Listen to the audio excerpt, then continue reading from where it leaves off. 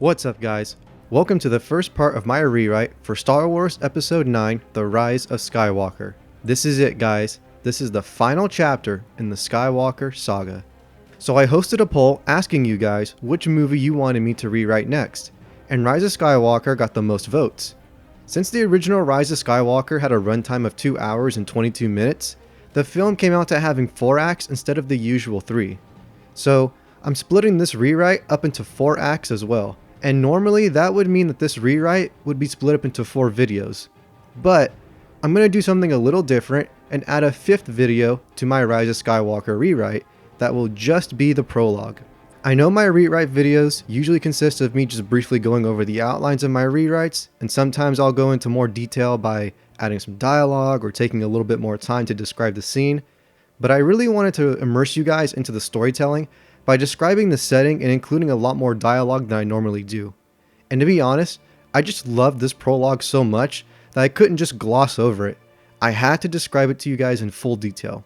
So that's why the prologue gets its own video, and the rest of the rewrite videos will cover each of the film's 4 acts. So naturally, the next video will cover Act 1 of this rewrite. So hold on to your butts, because this rewrite series is going to be a long one. I also want to remind you guys that these rewrites that I do for the Star Wars franchise here on my channel are just pure fun writing exercises for me. I don't do this to spite George Lucas, or to make a point to Disney, or to hate on J.J. Abrams, Rian Johnson, Bob Iger, Kathleen Kennedy, or anyone else who's involved in the making of these movies. I'm not trying to knock these filmmakers down and promote myself as a better writer and storyteller. I just want to take a franchise that I've known and loved since my childhood and give myself the chance to have some fun with it by taking Episode 9, a story which I think is ripe with potential, and refine it into what I personally think is a more emotionally fulfilling narrative, in the hopes of helping this story reach its full potential. So for this rewrite, I'm taking some inspiration from the original Rise of Skywalker film, some inspiration from Colin Trevorrow's rough draft of the script, and a few bits and pieces from the Legends comics, while also injecting some of my own original ideas into the story. So, Star Wars has always been a science fantasy, right? We can agree on that. The science aspect comes from the aliens and the spaceships, while the fantasy aspect comes from the Force basically being space magic and the Force users being space wizards. I really want this final chapter in the Skywalker saga to emphasize on the fantasy part of science fantasy, in the sense that we focus more on the spirituality of the galaxy far, far away. I feel like sticking to the mysticism and delving deeper into the mythology of Star Wars is how we can deliver a proper sense of closure for the series. Now, with that out of the way, if you guys haven't seen my rewrites for episodes 7 and 8, it would probably be a really good idea to go check those out before watching this video, because this sequel trilogy that I've rewritten so far is really just one big story. The links for my rewrites on episodes 7 and 8 are in the description below. But if for whatever reason you don't have that kind of time, I'm going to do my best to summarize everything that happened in those videos. If you're all caught up and you don't need this recap, you can skip to this time in the video. Okay, so in my version of episode 7, Rey is renamed Kira, and she's a selfish scavenger on the planet Endor instead of the planet Jakku. One day, she meets R2-D2, and in the wreckage of the second Death Star, they find one of Emperor Palpatine's star maps of all the secret Jedi temples hidden across the galaxy. Kira and R2-D2 are whisked away on a journey by a charismatic smuggler named Sam Solo, who turns out to be Han Solo's youngest son. With the map to all of the secret temples, Kira, R2, Sam, Han, and Chewbacca go on a quest to find Luke Skywalker, who is still in exile at the first Jedi Temple. They go on several adventures together, and along the way, Kira realizes that she is unnaturally strong with the Force. Kylo Ren captures Sam, and the crew of the Millennium Falcon seeks the aid of Leia and the Resistance to help rescue Sam. The crew of the Falcon succeed in rescuing Sam, but at the cost of losing Han Solo to Kylo Ren. Sensing the death of his old friend, Luke is stirred out of hiding, and Leia convinces her brother to take Kira under his wing as his Padawan. The story ends with Kira arriving on Ahch-To with Chewie and R2 to begin her Jedi training. We pick up on episode 8 with Sam helping his mom out by officially joining the Resistance as a hotshot commander. Leia is killed in one of the First Order's attacks, and she is succeeded by Admiral Ackbar, who believes there to be a First Order spy hiding amongst their ranks. With the First Order hot on their tails, the Resistance relocate to one of the bases on the crystal planet of Kostofsis. Admiral Ackbar sacrifices himself to buy the Resistance some time to escape, but not before sending a distress call to Luke and Kira for help. At around the same time, a trio of Special Ops stormtroopers, known as Titan Squad, become disillusioned with the First Order.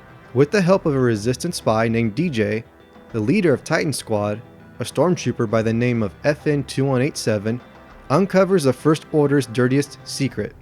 All of the stormtroopers within the First Order had been abducted from their families as babies, and had been ignorantly raised to fight for a terrorist organization that was secretly controlling them. FN-2187 leads a stormtrooper uprising against Captain Phasma, and those rogue stormtroopers leave the First Order and they go join the Resistance. Meanwhile, Kira trains on Octo with Luke, and she finds out that she is the bastard daughter of Han Solo after he had an affair with some random woman that he met at the casino 20 years ago. After finding out that Kylo Ren and Sam Solo are her half-brothers, Kira journeys to the Sith homeworld of Korriban to redeem her brother Kylo's soul and convert him back to the light side. But unfortunately, Kira's plans backfire, and instead of joining her, Kylo Ren delves even deeper into the dark side, and he murders his master Supreme Leader Snoke along with the Knights of Ren. He tries to kill Kira as well, but she is saved at the last minute by Luke, and they arrive on Christophsis to help out Sam and the Resistance. FN-2187 and the rest of his rogue stormtroopers join the Resistance, and with their combined strength, the heroes are able to evacuate Christophsis and live to fight another day. Kylo Ren is named Supreme Leader of the First Order, and Sam is elected by the Resistance to take his mother's place as their new Commander-in-Chief. Luke announces to the Resistance that instead of trying to rebuild the Jedi Order all over again, he and Kira are going to work on building up a new order of Grey Jedi Peacekeepers, known as Grey Paladins. Luke is doing this because he has a theory that the Force will correct itself whenever it is out of balance anyways, regardless of how many Jedi and Sith are out there, as evidenced by the many rises and falls that both the Jedi and the Sith orders have gone throughout galactic history. So, knowing that the light side of the Force cannot exist without the dark side in a sort of yin-yang relationship, Luke believes that by training a new generation of Force users who use a healthy balance of both the light and the dark sides, the Force won't feel the need to cull their numbers, since the Grey Jedi do not favor one side of the Force over the other. So, that's the goal that Luke and Kira are dedicating themselves to, forming the Grey Paladins. Jesus, okay, that was a long recap. But anyways, before we get started with the opening crawl, I want to take a moment to rename Episode 9 and give it a more accurate title than The Rise of Skywalker. So, since my version of Episode 9 is primarily going to focus on Luke and Kira's efforts to start the Grey Paladin organization, there's a couple of names I think could work as the film's subtitle. There's The Rise of the Grey, The Dawn of the Paladins, and The New Age.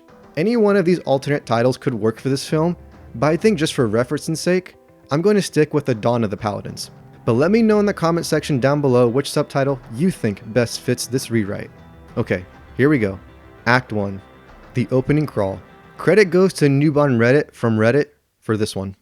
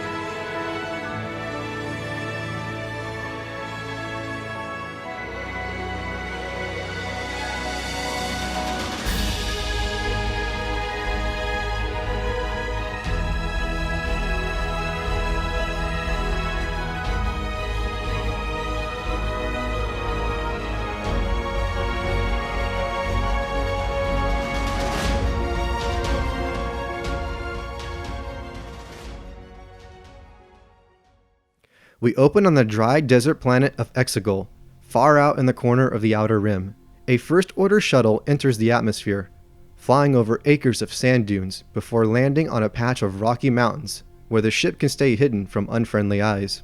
From the ship emerges Supreme Leader Kylo Ren, and he's got a new look. In the 1 year that has passed between now and episode 8, Kylo Ren has let his hair grow out even more to where it's now basically just a giant mane. And even though he still has the iconic mask and hood combo, he's wearing a new suit of shiny black armor, and it helps Kylo Ren look a lot more like a dark and evil medieval knight. He looks like a pure harbinger of grief and sorrow, kind of like a sci-fi Grim Reaper.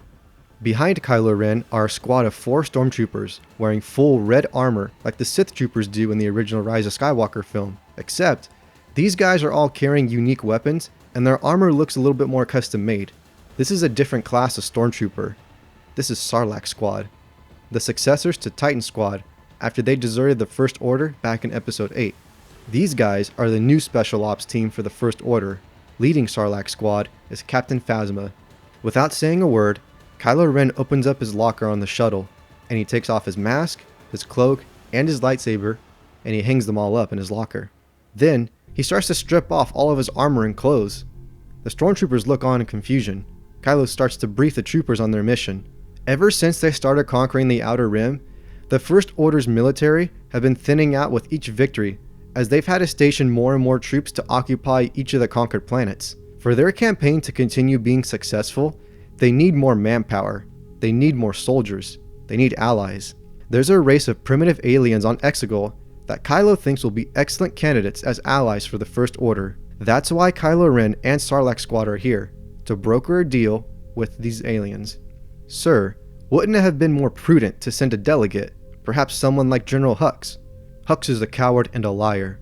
These people are warriors. They only respect strength and power, neither of which the General possesses. That is why I brought you and your men along, Captain. To make a good impression. Precisely. Kylo then starts changing into rags and robes that are meant for desert travel. He tosses duffel bags filled with desert clothes over to Phasma and Sarlacc Squad. Now, follow my lead. Change into these clothes and leave all of your blasters behind. These people hate technology and see it as a sin upon the universe. We don't want to upset them or do anything that will jeopardize this meeting. Kylo buckles on a regular steel sword, and the troopers follow his example, bringing only their melee weapons.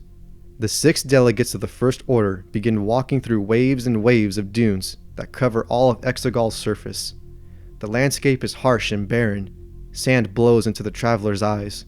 Sir, if these people are savage enough to reject technology as you say, then why are we even bothering with them? They'll take one look at our fleet and probably try to skin us alive for being pagans. Because they're some of the fiercest warriors the galaxy has ever seen. They may be uncivilized, but there's very few people who can rival their ferocity in battle. They can't be better than Mandalorians. My master told me that in the days of the Old Republic, these foreign invaders came out of nowhere, somewhere beyond in the unknown regions, and began overrunning every world in our galaxy.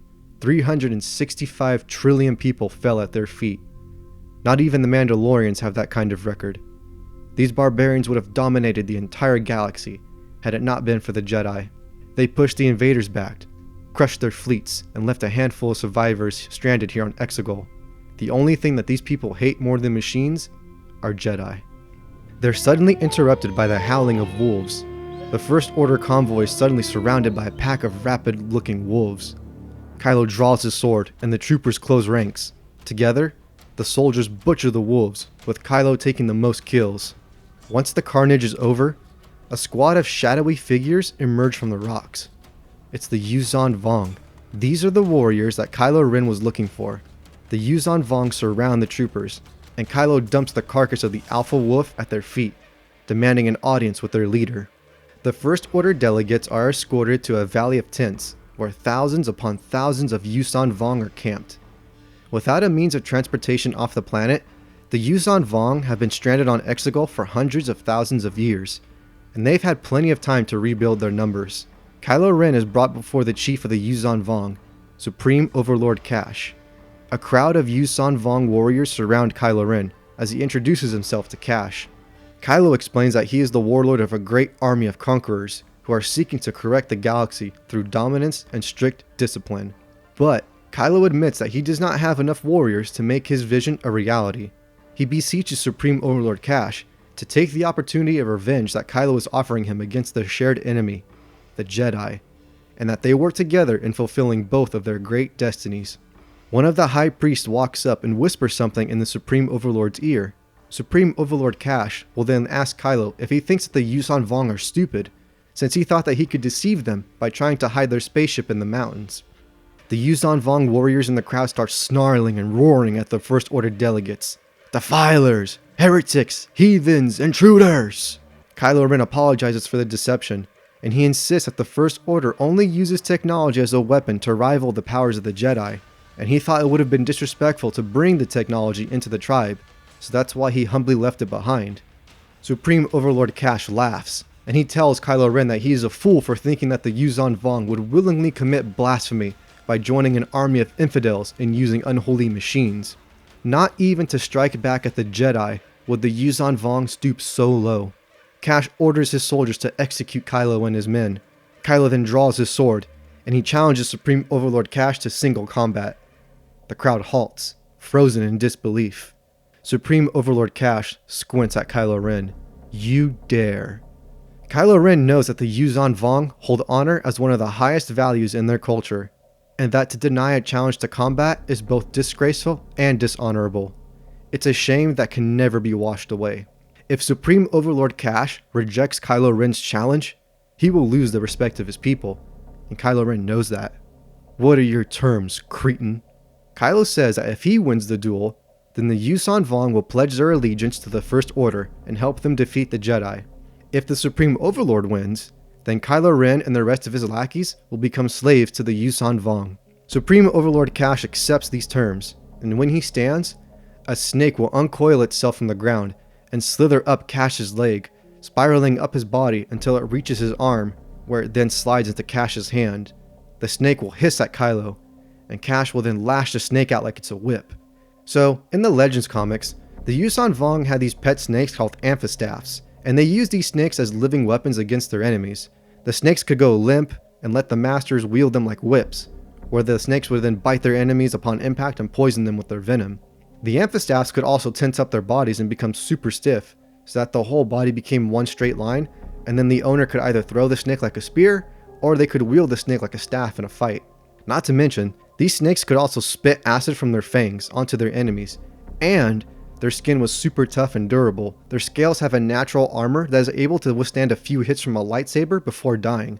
So, these snakes are super dangerous, and this is what each of the Yuuzhan Vong fight with instead of blasters and cannons. Each of the Yuuzhan Vong warriors has one of these pet snakes. Anyways, back to the fight.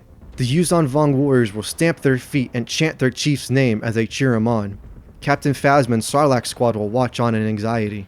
Kylo will study Cash's footwork, and he'll quietly assume his battle stance, standing completely still like a statue. Kylo is poised exactly like a samurai of old, waiting for his opponent to make the first move. Kylo Ren will then close his eyes, and then slowly open them back up, revealing the trademark golden eyes of the Sith as he gives himself completely over to the dark side. The snake will then launch itself at Kylo, and he'll dodge it before running straight towards Overlord Cash, sliding on his knees and slashing him in the ribs, before coming up behind him, stabbing him in the back, and then decapitating him. The Supreme Overlord's corpse will then collapse to the ground. Silence overtakes the crowd. In less than a minute, Kylo Ren trumped the Yuuzhan Vong's greatest champion. Everyone is in shock, even the stormtroopers. Cash's snake will crawl over to his corpse and examine his body. A pool of black blood starts to spread out from underneath the carcass. The crowd starts to murmur and whisper to each other. The High Priest steps forward to address Kylo Ren. Mobilize your men. I want your hordes ready to move out by dawn tomorrow. My ships will come to pick you up.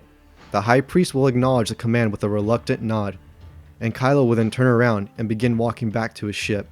Phasma and Sarlacc's squad will hurry after their leader, and as the Yuuzhan Vong move aside to let Kylo Ren pass, they stare him up and down. Some of them stare in fear, some with angry bitterness, while others are completely in awe. A few warriors will spit on the ground with disgust, while others will whisper to each other in respect and admiration. But regardless of how they feel, not a single warrior lifts a finger against Kylo Ren. Their code of honor forbids it. The stormtroopers of Sarlacc's squad will look up at each other in surprise. That was one hell of a show. Quiet, TC-192. Yes, Captain. It's just, I've never seen anything like that before, and that's why he's our leader. The First Order delegates will proudly march back into the dunes, adding another victory under their belt. We cut to a meeting between the Supreme Council of the First Order. At the table is General Hux, Captain Phasma, and a handful of other generals. One of them being General Pride, who is just going to be a minor character for this rewrite. Kylo Ren walks in, and the meeting will pretty much play out the same way that it does in the original film, except instead of informing the council about the alliance with Palpatine like he does in the original film, Kylo Ren is going to be informing the council about the alliance with the Yuuzhan Vong and how they will benefit their cause. The generals will question the morality of joining with savages, General Hux most of all, but they'll all fall in line once Kylo gives a solid and strategic answer to all their questions and concerns. The next shot will show the Yuuzhan Vong hordes being picked up by the Star Destroyers, and how the two armies are tolerating one another. It's here that we notice that all of the stormtroopers in the First Order have abandoned their iconic black and white suits of armor and have replaced them with red and black suits that we see the Sith troopers wear in the Rise of Skywalker film. Kylo Ren will then go down to the hangar of his flagship, where platoons of stormtroopers and Yuuzhan Vong warriors are assembled. He'll give a short but sweet speech about how this new alliance will usher in a new era of stability and control. He'll make a quick remark about how the Stormtrooper uprising from Episode 8 has proven that the galaxy needs the First Order's guiding hand now more than ever, as chaos and anarchy are spreading throughout the galaxy. That is why these Stormtroopers have cast off their white armor, representing how naive and inexperienced they are, and they have replaced them with red suits of armor, to emphasize that now is the time for war. Now is the time for strength and for passion. Now is the time for the First Order to light the fires of purity. That is why these new stormtroopers are referred to as Pure Ones by Kylo Ren. Together, the purest stormtroopers and the Yuuzhan Vong will salute Supreme Leader Kylo Ren. Now more than ever, Kylo Ren has fully claimed the inheritance of Darth Vader and stepped into the Dark Lord's shoes. Kylo Ren is bold, cunning, powerful, logical, and determined.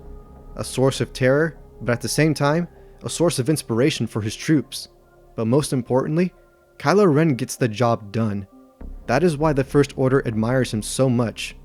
He's taken bigger strides than any of the other First Order leaders before him, and he's accomplished more now than Supreme Leader Snoke ever did when he was alive. Kylo Ren has become the new Darth Vader, but he doesn't have a master holding him back like Darth Vader did. Kylo Ren is the master. And that concludes the prologue for my rewrite of Star Wars Episode 9, Dawn of the Paladins. In the next video, which is part 2, I'm going to cover the rest of Act 1 and spend more time with our heroes and go over the inciting incident and all of that. But for this video, I really just wanted to set the stage and showcase the opening scene in full detail before I go into my usual rewrite structure. Like I said, I wanted to try something different.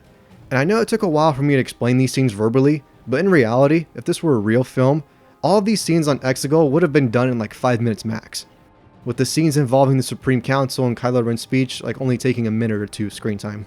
So like a total of like 6 or 7 minutes. I also wanted to use the Yuuzhan Vong for this rewrite because even though Disney renounced the Legends continuity when they bought Lucasfilm, that didn't really stop the writing team of the sequel trilogy from pulling inspiration from the Legends comics. That much became obvious when they decided to have the villains of the sequel trilogy be the remnants of the Empire, and also have the son of Han Solo and Princess Leia, who's also a former student of Luke Skywalker's, turn to the dark side and be the main antagonist of the sequel trilogy. That's all pulled from the Legends comics. So I thought, why not go a little further and introduce the Yuuzhan Vong into the mainstream? Disney clearly doesn't plan on using the Yuuzhan Vong anytime soon, and they were popular villains among Star Wars fans for being some of the toughest and most formidable enemies that Luke Skywalker ever faced. Plus, there really isn't anything I plan on doing with the Yuuzhan Vong in Dawn of the Paladins that will compromise the possibility of using the Yuuzhan Vong for future storylines and sequels, so we're good. Not to mention, Dave Filoni was planning on teasing the introduction of the Yuuzhan Vong back during the Clone Wars TV show before it was cancelled, and I think that bringing these guys into Episode 9 will really bring a breath of fresh air to the humdrum Imperials that the Resistance is always fighting. Anyways, if you enjoyed this rewrite, consider following me on Patreon at patreon.com/phoenix_studios. It really helps me out, and if you guys want to see more awesome rewrites from this channel, then go ahead and subscribe so that you can get notified when a new video drops. Let me know what you all think of this rewrite so far, and I will catch you guys next time. May the Force be with you.